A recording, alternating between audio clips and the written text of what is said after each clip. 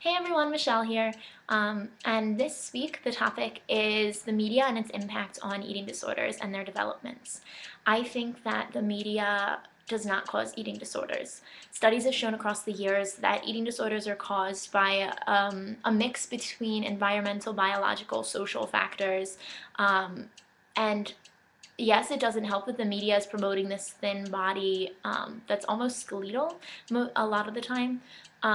But I think that overall eating disorders are not caused by the media. Eating disorders, it's important to remember, are psychological illnesses that manifest themselves because it's like a coping skill that has been learned to develop, where some people develop addictions to like drinking or to gambling or other types of addictions. Um, like there has been this theory that eating disorders are just another addiction that is like manipulating, and to think of an addiction as something manipulated by the media is quite interesting because I don't think that like you couldn't blame the media for somebody who has alcoholism or somebody who has a gambling addiction.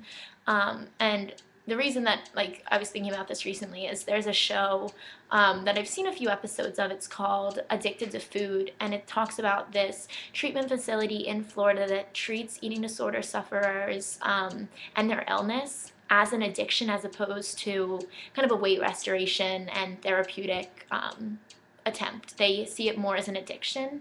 And like I think it's important to see that yes, like our society does glamorize this thin body and think that it's brilliant to be a size 0 or whatever is like acceptable at the time, you know.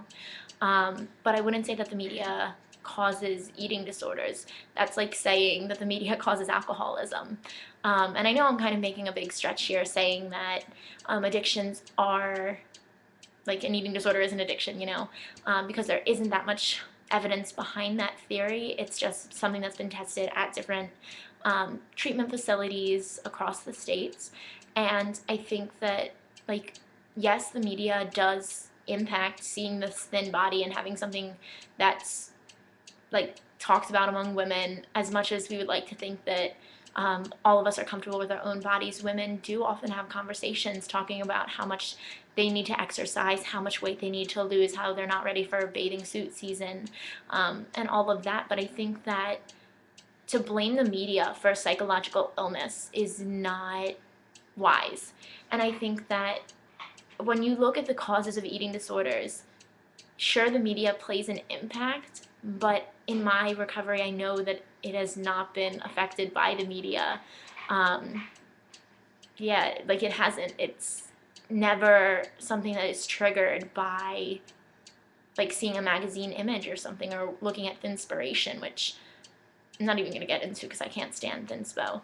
But basically, it's those triggering situations in your life that your eating disorder has been the coping mechanism that has been developed as a result of those. And so you find yourself engaging in symptoms when something triggering happens, not when you see a thin model or see somebody who looks skeletal. Yeah, I always have problems pronouncing that word. But skeletal on like the television, like that's not triggering. And yes, it can't help, but to blame eating disorders solely on the media, I think, is not pertinent and really doesn't help in the understanding of eating disorders and kind of its prevention. So that's just my 2 cents on the media and its impact in eating disorders. So the question of this week is, what is your favorite holiday? I feel I answered this question, but here we go again. My birthday is actually October 30th, which is the day before Halloween. So naturally, Halloween is my favorite holiday. I love that you can dress up and kind of be yourself. No, be not yourself for a night. You get to be whatever you want. You can be something like actually dressed up, like you could be like a witch or a goblin or a clown, or I don't know why you would be a clown, like it's ridiculous. But you could really be anything. But it's kind of that thing of there's one night that you can dress up and be something else.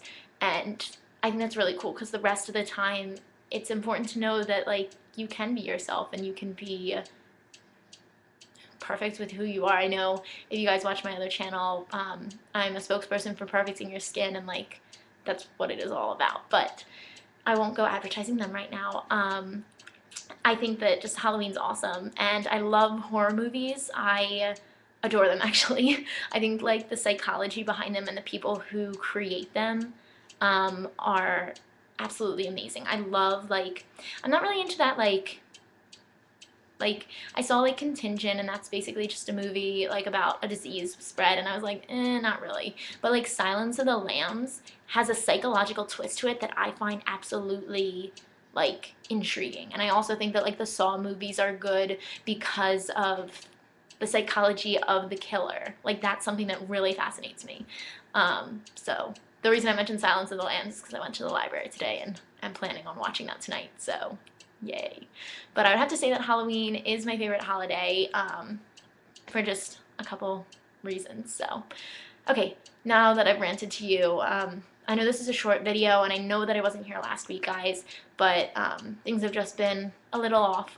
You can hear more about that on my channel, so go check that out. It's Beautiful Vulnerability.